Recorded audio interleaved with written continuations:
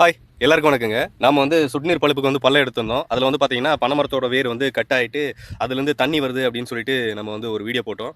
அதுக்கு நிறைய பேர் ரெஸ்பான்ஸ் பண்ணியிருந்தீங்க. இன்றைக்கி என்ன அந்த வேரை பற்றி நம்ம பார்க்க போகிறோம் அப்படின்னா, அதில் வர தண்ணியை நம்ம இன்றைக்கி பிடிச்சி டேஸ்ட் பண்ணி பார்க்க போகிறோம் எப்படி இருக்குது அப்படின்னு சொல்லிட்டு பார்க்கலாம்.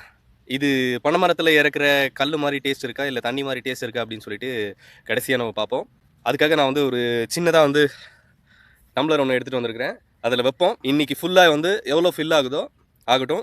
ஈவினிங் நம்ம திருப்பியும் எடுத்து இதை டேஸ்ட் பண்ணி பார்ப்போம். எப்படி இருக்குது அப்படின்றத வெயிட் பண்ணி பார்க்கலாம்.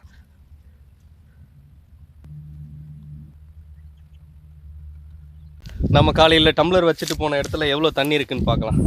வாவ், சூப்பருங்க. கிட்டத்தட்ட ஒரு 5 மணி நேரம் ஆச்சுங்க இந்த அளவுக்கு தண்ணி வருது. காலையில் ஒரு 10 மணிக்கு வச்சேன், சாயந்தரம் 3 மணி. இப்போது இதோட டேஸ்ட் எப்படி இருக்குது அப்படின்னு சொல்லிட்டு பார்க்கலாம்.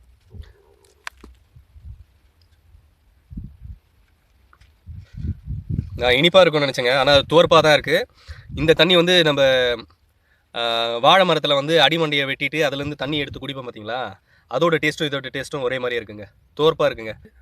நாம் நொங்கு வெட்டி சாப்பிடுவோம் பார்த்தீங்களா, அப்போ ரொம்ப பிஞ்சியாக இருந்ததுன்னா ஒரு துவர்ப்பு சுவை இருக்கும் பாருங்க, அதே மாதிரியே இருக்குங்க இந்த தண்ணி.